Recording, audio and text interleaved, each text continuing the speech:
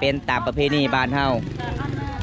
เขต12คลอง14ชุมพรมังกรทุกคนเลยต้องแบบนี้ได้คือเป็นสาวเบสที่บำตาก็เคยไปทายน้องไปเยี่ยมไปยามน้องตอนน้องเสียหญ้าให้ทุกคนก็คือชาวบ้านก็คือมาตำลังเลยพี่น้องอันนี้คือเจ้าสาวขึ้นก่อนชาวบ้านก็คือก็จะมาตำลังพี่น้องวันนี้บำตากับ15 FCนะครับชมงานแต่งงานชนบทลาวบ้านเฮากะประมาณสำนี้แล้วทุกคนเห็นป่เขาเจ้าก็ต้องขึ้นจุดนี้แล้วทุกคนหลายๆคนทุกคนนำกินเป็นกระพุ้ยเลยหาโบเฮ็ดฮีดบ้านเฮากับบวิดเดี๋ยวพี่น้องอันนี้เป็นลักเฮากับสิมาจำเด้จำบอกเจ้าข้าวดินดอนตอนยาบอกให้เจ็บบอกให้ไข่พี่อันนี้คือเพื่อนกำลังต้มแบบผู้ใดจะกินนำฮ้อนๆอันนี้คือเขาเจ้าก็มาต้มไก่บอกงานแต่งบ้านเฮาต้องมีไก่มาซอยเบียกประมาณจักมือแล้วน้องมาซอยเบียก4 มื้อแล้วขดองสาวเบสนี่ประมาณจักล้านน้อง15 ล้านกีบวันนี้ผู้แคนบ่มื้อนี้บ่ผู้แคนเนาะถ้าได้ขดองเจ้า15 ล้านเลยบ่ยัง2-3 วันสาวนางกับสิเอาคือกันเด้มีงัวมีแบ่บ่อ๋อโอ้แสดงว่ากว่า30 ล้านในรวมทั้งหมดเลยน้องเอ้ย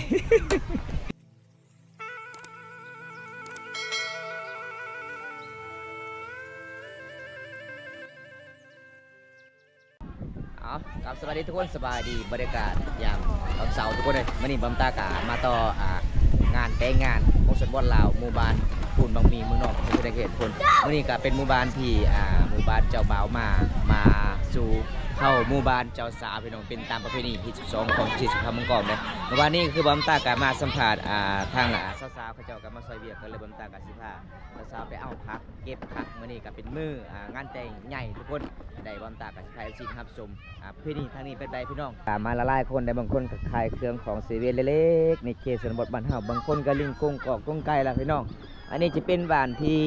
เจ้าสาวได้เป็นบ้านที่เจ้าสาวเพราะว่าเมื่อนี้ก็คือทางสาวหมู่บ้านเขาเจ้าก็รอท่าหมู่บ้านเจ้ามาพี่น้องเขาเจ้าก็มาเกี่ยมพี่น้องว่าจะทำพุ่นก็คือบอมตากาสิไปถามเบิ่งเขาเจ้าเฮ็ดยังไงพี่น้องเมื่อนี้ก็เป็นมื้องานแต่งใหญ่อันยิ่งใหญ่ของชนบทลาวหมู่บ้านพุ่นมีเด้อทุกคน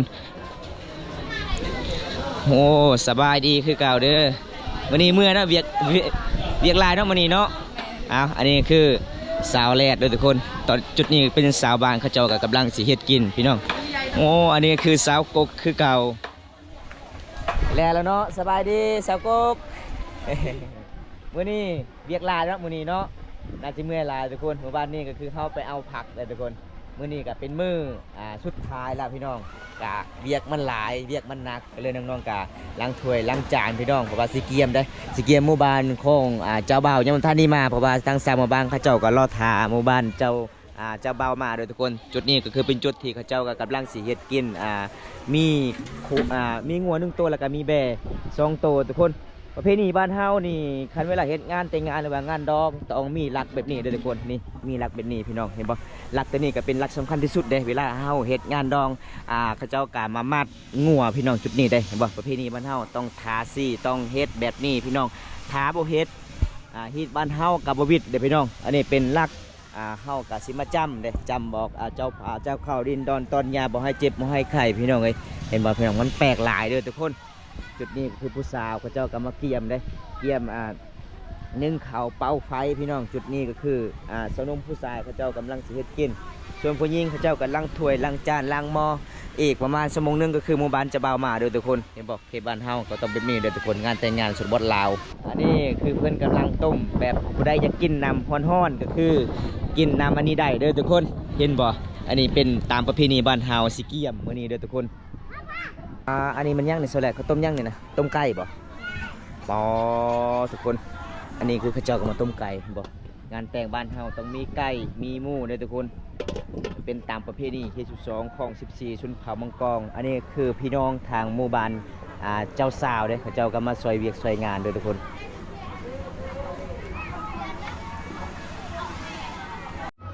น้ำย่างในสกกน้ำกินบ่ไม่น้ำมาด่านบ่จะไปตักนี่บ่น้ำยังน้ำช่างปลาทุกคนน้ำกินเป็นกระพุ้ยเลยสาวกกมาเกี่ยมก็คือเมื่อวานนี้บ่น้องไปตักโอ้แสดงมาวันนี้ก็คือเกี่ยมน้ำเนาะ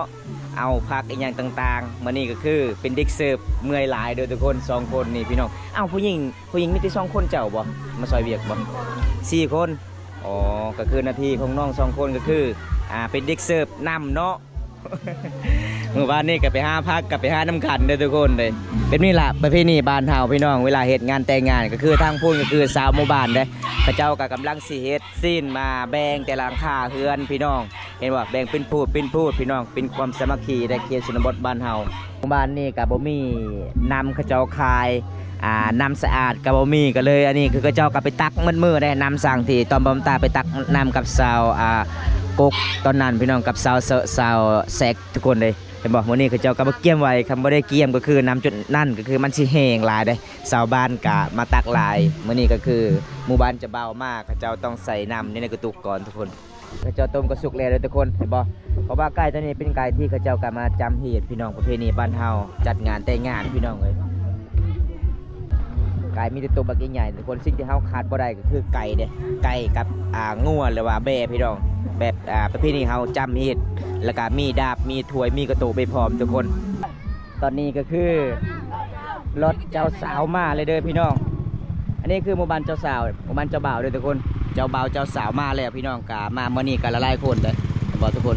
บางคนก็ขี่รถจักรมาบางคนก็ขี่รถน้อยนี่เจ้าสาวมาแล้วเจ้าสาวมาแล้วเด้อทุกคนป้าหลายคนเลยทุกคนก็เจ้ามาเมื่อนี้จนเต็มรถเลยพี่น้องเห็นบ่ก็คือชาวบ้านแบบเขตชนบทบ้านเฮาเวลาจัดงานแต่งงานก็มาหลายคนได้อันนี้คือเจ้าสาวพี่น้องเจ้าสาวหลังจากนั้นก็คือหมู่คู่ของเจ้าสาวก็คือสาวกกสาวแลดเขาเจ้าก็เอานำได้เอานั่นตอนฮับเจ้าบ่าวพี่น้องเจ้าบ่าวกับเจ้าสาวมาเด้อทุกคนบ่ประเพณีบ้านเฮาตะมื้อนี้พี่น้องมาหลายคนเด้อทุกคน สบายดีสเบ็ด เดินทางมาไกลเนาะวันนี้เนาะ เจ้าบ่าวบ่มาบ่เจ้าบ่าวเด้ฮะ มาคือกันเนาะเอาทุกคนอันนี้คือสาวเบดเด้อันนี้ก็คือหมู่คู่ของสาวเบดเพราะว่าสาวแรดกับสาวกกเพิ่นกับมาซอยเวียกเด้อทุกคนมื้อนี้บอมตากะสิพา FC นะครับชมไปเบิ่งเขาเจ้ามาหลายคนเลยบ่พี่น้องก็คือเขาเจ้าไปส่งทางสามหมู่บ้านเนี่ยพี่น้องอันนี้เป็นหมู่บ้านนาลงพี่น้องอันนี้เวลาเจ้าสาวเข้าเฮือนอีพ่ออีเมต้องอ่องกระตาใหญ่เด้อทุกคนอันนี้คืออีเมของเจ้าบ่าวพี่น้องต้องอ่องตัวนี้ในประเพณีบ้านเฮาเด้อทุกคนที่12ของ14สุนเผ่ามังกรพี่น้อง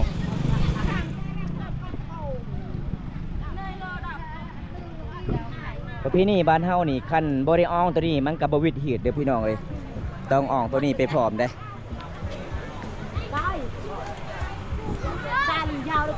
เป็นไงสาวแหลดได้เห็นหน้าโมคู่แล้วมันนี่เนาะ ดนเราไม่ได้เห็นกันบ่ดนเลยเนาะคิดฮอดเนาะ ขนาดเอาพวกก็ยังงามได้มูเจ้าได้ เมื่อนั่นก็คือน้องเสียหยาโอ้ยเก่งทุกคนเลยเอาอันนี้ทางสามหมู่บ้านเขาเจ้าก็มาหลายคนเลยทุกคนเห็นบ่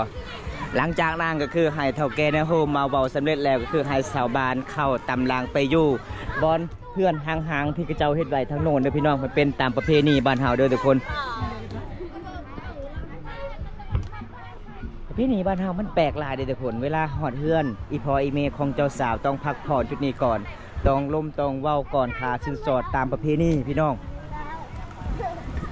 ผู้ได้ก็หิ้วข้าวหิ้วน้ำแล้วทุกคนเดินทางมาหลายกิโลพี่น้องอันนี้คือหมู่บ้านนาลงเด้พี่น้องตอนนี้ก็คือประเพณีบ้านเฮาก็คืออันนี้คือพี่น้องในพี่น้องกลับมาซอยเล็กๆน้อยพี่น้องมี10 พัน50 พันมี20 พัน50 พันมันเป็นตามประเพณีบ้านเฮาบางคนมีถ้วยก็คือให้ถ้วยได้อันนี้คือพี่น้องกันเลยทุกคนเขาเจ้ากันมาซอยกันแบบนี้แหละพี่น้องเพราะว่าถ้วยที่เงินเขาเจ้าช่วยอีเมลเพื่อนเมื่อนี้ก็คือเพื่อนกาสีให้ขาดองของลูกไผ่ของเพื่อนเลยทุกคนมันเป็นตามประเพณีบ้านเฮาเด้อพี่น้อง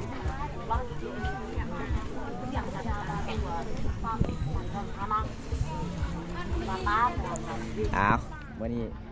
สาวกุ๊กกับสาวแรดน่าจะเห็นหมู่อะไรไปน้องโดนแล้วประเด็นหน้ากันได้ โอ้อยู่นี่คือเขาเจ้าใส่ติดถั่วเดี๋ยวพี่น้องอยู่ในกระตาใหญ่เดี๋ยวพี่น้องเลยเป็นตามประเพณี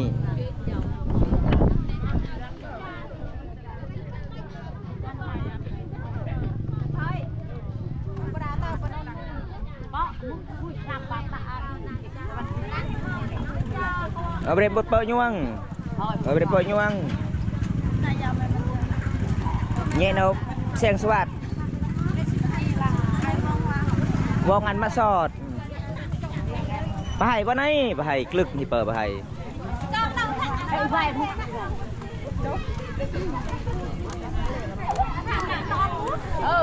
เต้นนวลนวลปลายสำเร็จเจอเอาตอนนี้เจ้าสาวเขาก่อนเด้อทุกคนเป็นตามประเพณีบ้านเฮาเหตุ12ของ14ชุมพามังกรทุกคนเลยต้องแบบนี้ได้อันนี้คือเจ้าสาวเจ้าสาวต้องเอิญสาวหมู่บ้านไปตำลังมันเป็นตามประเพณีบ้านเฮาเจ้าสาวหมู่บ้านนี่พี่น้องเห็นบอกอันนี้คือเป็นสาวเบ็ดที่บำตาก็เคยไปทายน้องไปเยี่ยมไปยามน้องตอนน้องเสียหญ้าให้ทุกคนก็คือสาวบ้านก็คือมาตำลังเลยพี่น้องบอกประเพณีบ้านเฮามันแปลกหลายเด้อทุกคน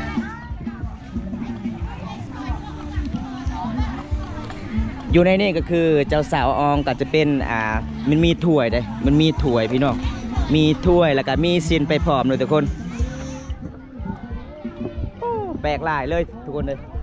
นี่สาวบ้านมาหลายคนเลยทุกคนตอนนี้ก็คือเจ้าสาวก็ขึ้นก่อนเลยพี่น้องประเพณีบ้านเฮาตอนแบบนี้เลยทุกคนอันนี้คือเจ้าสาวเจ้าสาวขึ้นก่อนสาวบ้านก็คือเขาจะมาตำหลังพี่น้องเอาบ่ปฏิบัติประเพณีบ้านเฮากับมันบ่ได้แต่อันนี้คือเขาเจ้าก็อยู่จุดนี้ตลอดเลยพี่น้องกินข้าวกินน้ำต้องอยู่จุดนี้ได้เห็นบ่มาเมื่อนี้ก็หลายคนเลยทุกคนเลยอันนี้เป็นหมู่บ้านนรงค์หมู่บ้านนรงค์ใหม่หมู่บ้านนรงค์เก่าเขาเจ้าก็มาเบิดทุกคนเลยเป็นตามประเพณีที่12ของ14ชุมพรมังกรมื้อนี้บำตาการสิพา14นะครับชมงานแต่งงานชนบทลาวบ้านเฮากะประมาณสำนี้แล้วทุกคนเห็นบ่เขาเจ้าก็ต้องขึ้นจุดนี้แล้วทุกคนหลายๆคนถ้าผู้ใดมากก็คือต้องขึ้นจุดนี้ได้หมู่บ้านเจ้าบ่าวเด้อทุกคนเห็นบ่อันนี้คือหมู่บ้านเจ้าสาวพี่น้องเขาเจ้าก็อยู่ทางนี้คือหมู่บ้านเจ้าบ่าวพี่น้องตอนนี้คือเขาเจ้ากะนางรอทาเขาเจ้ากะสีว่าวตามประเพณีก่อนหลังจากนั้นเขาเจ้ากินข้าวกินน้ำเลยทุกคนตอนนี้สาวบ้านเจ้าบ่าวเขาเจ้ากะขึ้นในห่างน้อยๆเลยทุกคนมันเป็นประเพณีบ้านเฮาเห็นบ่บางคนก็ลีกุงกะตามตารางเฮือนชนบทลาวมื้อนี้ก็คือหมู่บ้านฟูนมักมีเมืองน้องเขาเจ้ากะสิจัดงานแต่งงานเด้อทุกคนของหมู่บ้านนี้พี่น้องมื้อนี้กับผู้สาวกับหลายๆคนได้บางคนก็ขายเครื่องของเล็กๆน้อยๆทุกคนโอ้อันนี้คือหมู่คู่ของเจ้าสาวเด้เพิ่นเห็นครั้งแรกก็เลยถ่ายรูปเป็นเก็บไว้เนาะโอ้สองคนนี่มีแต่คนงามเด้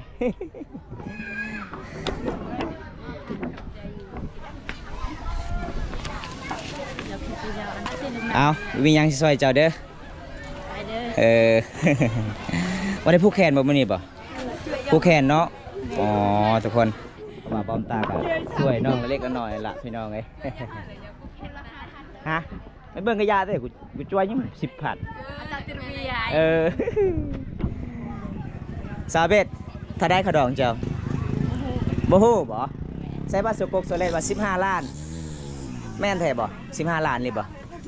โอ้ เอาอีกยัง2-3 วันสาวนางก็สิเอาคือกันเด้สาวนางก็สิเอาทางบ้านน้องวิไลเพิ่นว่า ส่วนสาวเอ็นนี่ก็สาวริ้ววัดนี้สิเอาอยู่ไสเจ้ายัง5 คู่ยังบ่มีคู่โอ้เอาผู้บ่าวพังไทยเด้อเจ้า2 คนเด้อ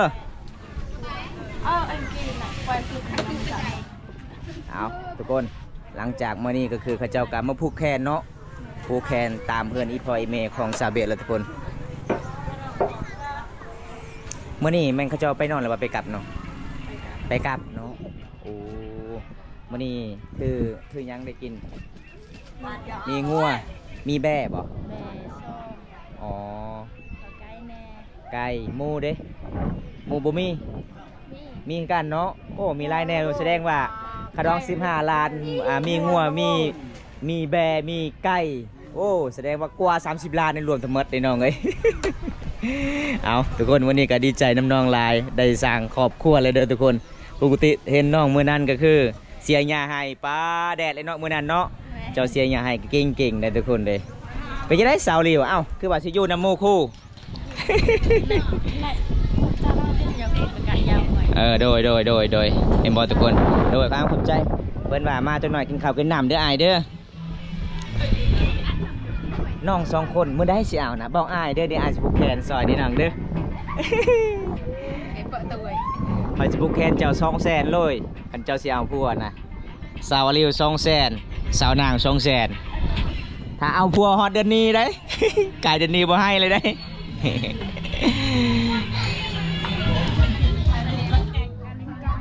โ พี่น้องงานแต่งบ้านเฮาคือแบบนี้ล่ะทุกคนเลยแบบเห็นหมู่คู่มาเฮือนนี่พออีแม่ต้องมาเยี่ยมมายามเลยทุกคนเอาสาวสาวนี่เจ้าบ่ได้ซอยบ่เบียกบ่อ๋อก็คือเวล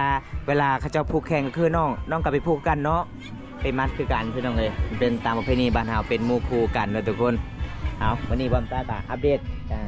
งานแต่งงานสุดวัดลาวพี่น้องนี่เป็นหมู่คู่เลยเพราะว่าหมู่บ้านนี้กับผู้สาวหลายๆคนทุกคนเดี๋ยวบอมตากับสิไปรอให้ FC เดี๋ยวครับชมงานแต่งมื้อนี้พี่น้องอันนี้เป็นห้างซีเวนเล็กๆแล้วน้อยพี่น้องรถทางพุ่นก็คือเขาเจ้าขายเครื่องของเวลาเนี่ยได้อันนี้เป็นห้างน้อยๆทางสาวบ้านก็อยู่จุดนี้ได้ไปใส่บ่ได้เด้อทุกคนกินข้าวกินน้ำต้องอยู่จุดนี้ได้พี่น้องคันบ่เฮ็ดมันก็บ่แล้วเฮ็ดเด้อทุกคนชนบทบ้านเฮาต้องเฮ็ดห้างสูงๆบางคนประเพณีแต่ละหลังคาเฮือนมันบ่คือกันบางคนก็เฮ็ดต่ำพี่น้องแต่ประเพณีเฮือนของสาวเอเบดอีเมของสาวเอเบดก็คือต้องเฮ็ดสูงๆแบบนี้แหละทุกคนแสดงว่าเจ้าคือเผานำเลยเนาะโอ้ตอนนี้คือสาวบ้านมาฮอดเดือนอีพอยแม่เจ้าสาวพี่น้องกับเจ้ากำลังเฮ็ดกินเด้ประเพณีบ้านเฮาแต่เป็นนี่เด้อพี่น้องอันนี้คือเป็นเด็กเสิร์ฟสาวแลดคนงามเด้อทุกคนเด้ส่วนสาวกกนี่ไปไสสาวกกนะโอ้สาวกกอยู่ทางโน้นพี่น้องเห็นบ่แบบเขาเจ้ามาซอยเบียกซอยงานอันนี้คือทางสามหมู่บ้านเขาเจ้ากำลังสิเฮ็ดกินพับลาบงัวลาบแบพี่น้องว่ามีแบ2ตัวแล้วก็มีปลานิ่มไปพอเด้อพี่น้องเอ้ยมื้อนี้ก็สาวบ้านมาหลายๆคนเลยทุกคนเป็นเด็กเสิร์ฟต้องดุต้องมั่นได้ทุกคนเลย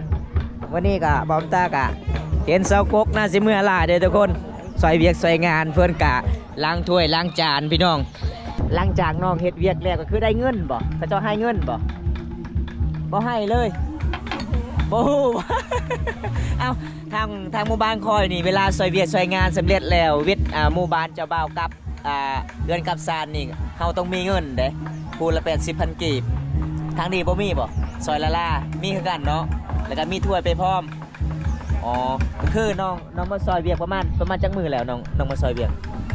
4 มื้อแล้วโอ้คันไปเฮ็ดงานก็ได้400,000 กีบเด้ แต่มื้อนี้จะอ๋อมาซอยซื่อๆเนาะบ้านเฮาสมมุติว่าคันเจ้าเอาผัวก็คือน้องของซาวเบสมาซอยเจ้าเนาะโอ้ซอยกันเด้อทุกคนประเพณีบ้านเฮาต้องแบบนี้เด้อพี่น้อง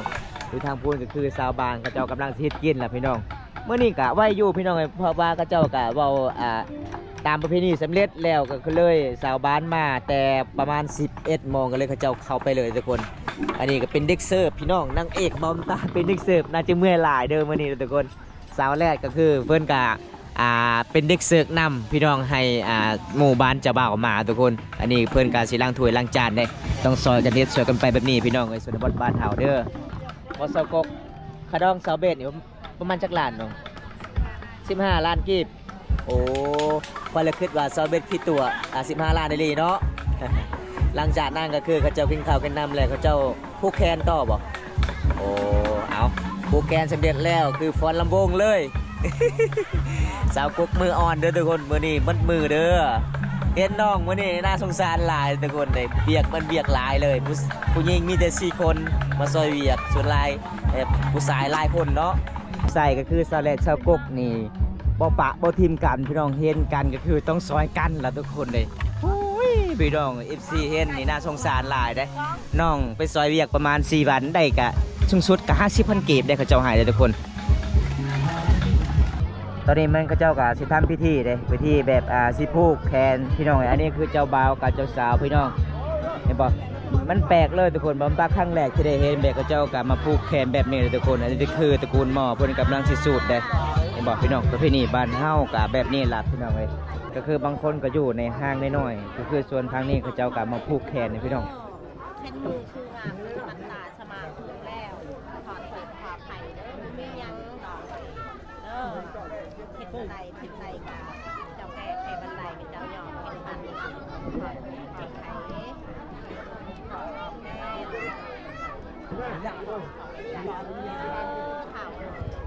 หนักเมื่อเลยอย่างใหม่ข่าวโอยเห็นอะไร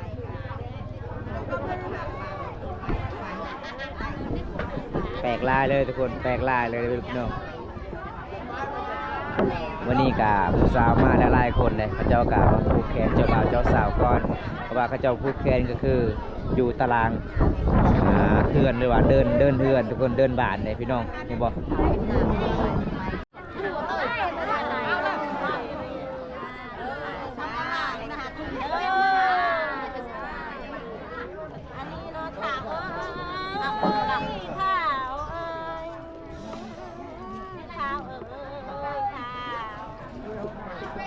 นับแต่วันนี้นับเลยของในใจมาให้หน่อยของแตงลูกเอ้ยชิ้นต้นหน้าป่าต้นเดียวกับไอ้คนใจเจ้าคนเราอยู่เจ้าทีเลยมันต้องว่าเราอยู่เจ้าทีน่ะก็ไม่เลยใจเจ้าหัวน่ะมาตลกเลยมาเยอะควันเอ้ย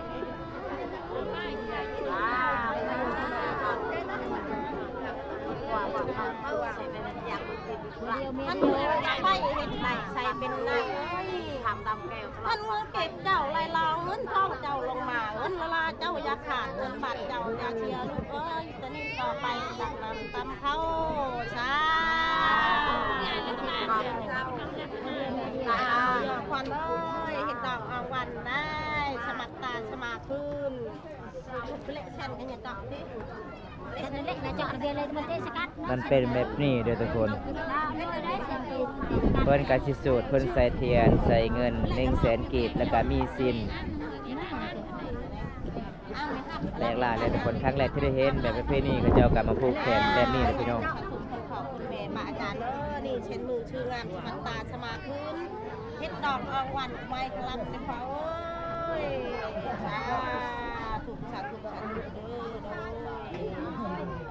อยากไปฉลายนำอยากไปน้ำทีนี่เป็นฉากโอ้ยอดเอาใดเมืองไม่เคยผ่านมาไม่เคยอยู่เจ้าโยหลงชะตาวาสนาของเจ้าท่านหมอเขาเป็นเดือนเขาเป็นฉากเขียวเจ้าอยากเขามีทักขันแต่เป็นทุกเป็นเรื่องอะไรว่าไหนว่าเป็นที่ตัวไปวันปากออกมา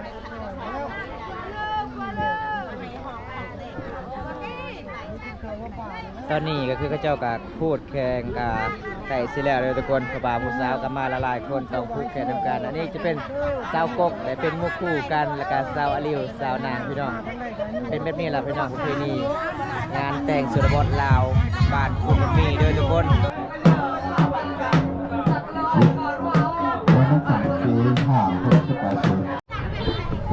ตอนนี้แม่นเขาเจ้ากะกินข้าวกินน้ำแล้วเด้อทุกคนเวลาประมาณ2 โมงแรงเลยพี่น้องประมาณชาวบ้านกะหิวข้าวหิวน้ำเด้อทุกคนเห็นบ่จุดนี้มันเต็มเลยทุกคนก็เลยเขาเจ้ากะกินตามตารางเฮือนแน่พี่น้องเลย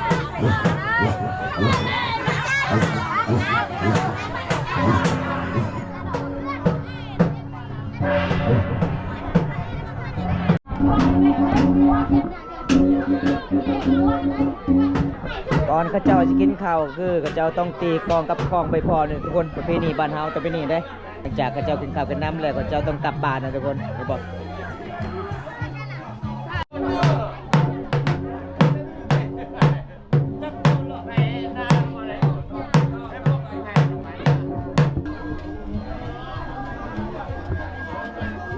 อันนี้คือกระซกเลยกระซกในหมู่บ้านหลังจากเขาเจ้ากินข้าวกินน้ำแล้วก็คือ